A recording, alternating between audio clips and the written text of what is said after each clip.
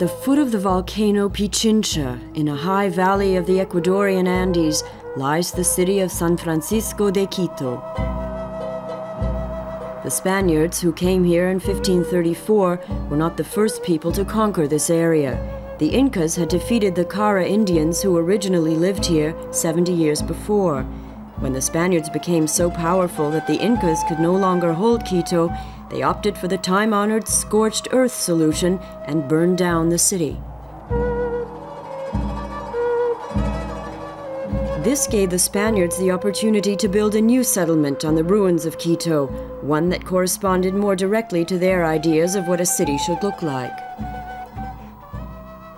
And so Quito was reborn as a classic Spanish colonial town, laid out along the lines of a chessboard.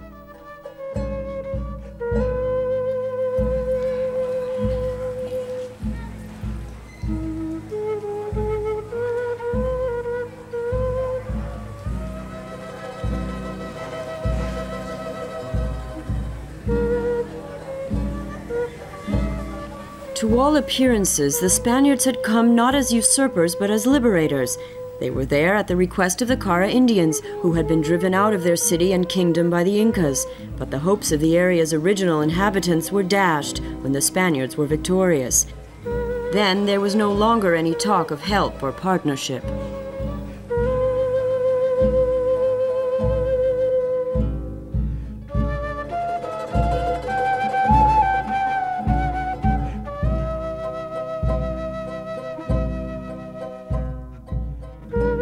The monastery of San Augustine is one of the green havens in the city, a place of peace and tranquility. Time seems to have stood still here.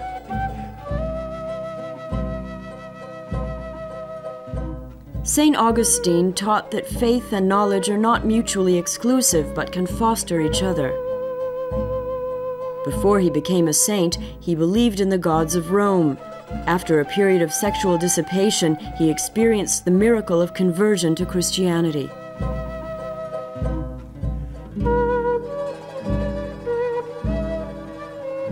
On the walls of St. Augustine's cloisters is a cycle of pictures telling the life of St. Augustine. It's intended for the spiritual edification of the monks and to help them meditate.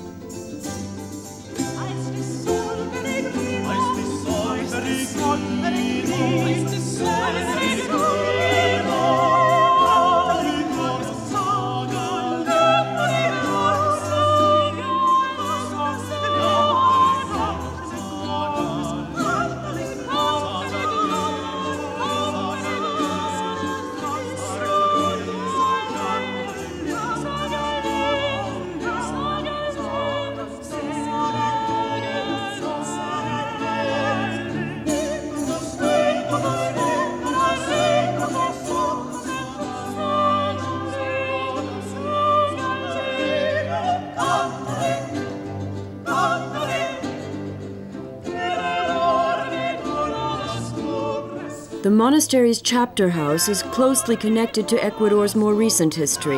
The decision to break away from Spanish rule was made here in 1809. These choir stalls made of cedar wood are a masterpiece of Creole craftsmanship. It was here that the patriotic revolutionaries sat and declared their independence. Most of them paid for the rebellion with their lives. The battle for independence lasted until 1822.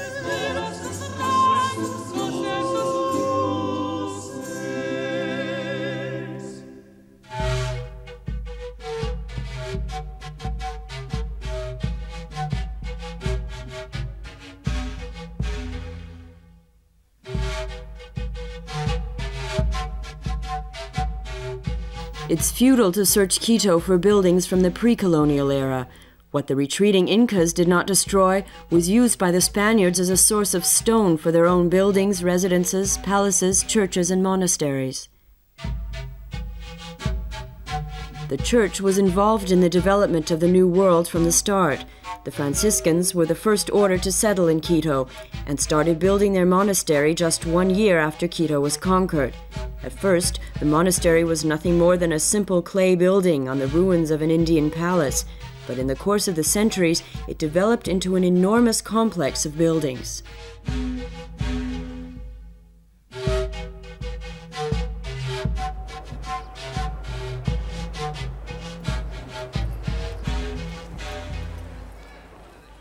The Franciscan Fernando de Cosare wrote the following about the Church of San Francisco in 1647.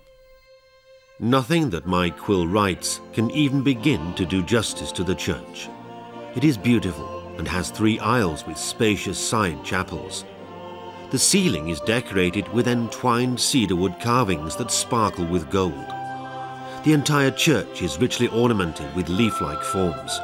There are statues of saints all around, on curious plinths.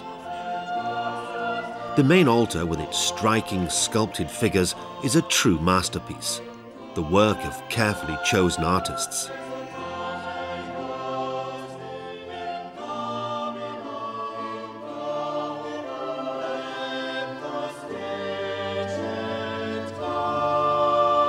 The Franciscans' church in Quito was a model for many New World churches. The walls and ceilings are paneled in wood and are decorated in the Mudéjar style, a blend of Moorish and Gothic forms.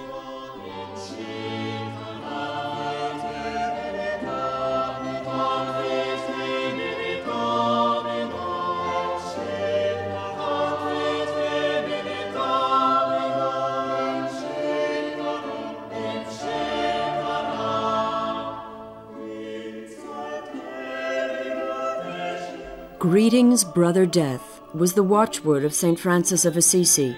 He fearlessly cared for lepers and lived on whatever compassionate souls gave him.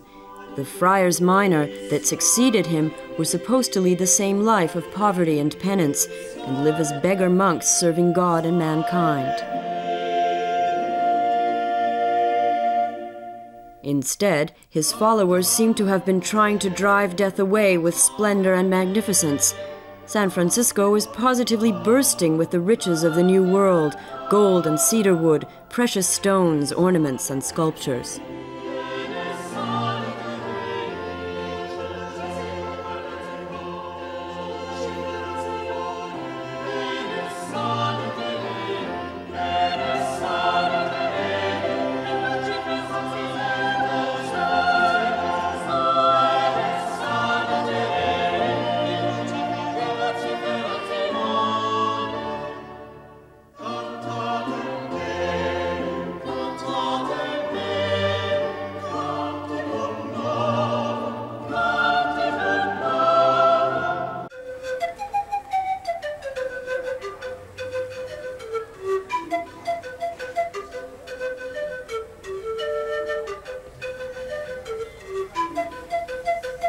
There is an amazingly large number of churches and monasteries in Quito, apparently well over 100 in all.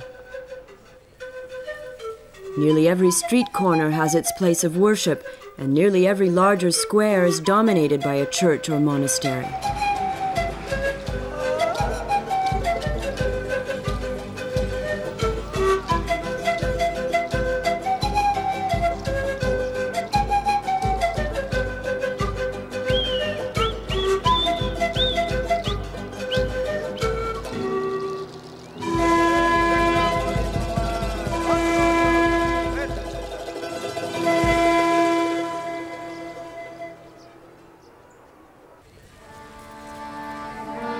La Compañía, the Church of the Jesuits. They were the last to arrive in Quito and were the first to have to leave. The Society of Jesus appealed less to the hearts and emotions of the faithful than to their intellect.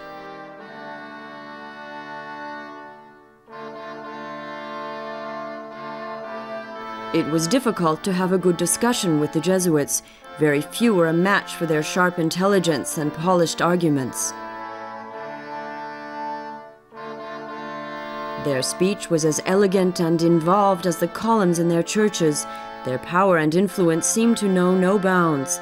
But in 1767, the Spanish king banished them from Spain and all his colonies. The gold that richly decorates their churches is a lingering testimony to their wealth.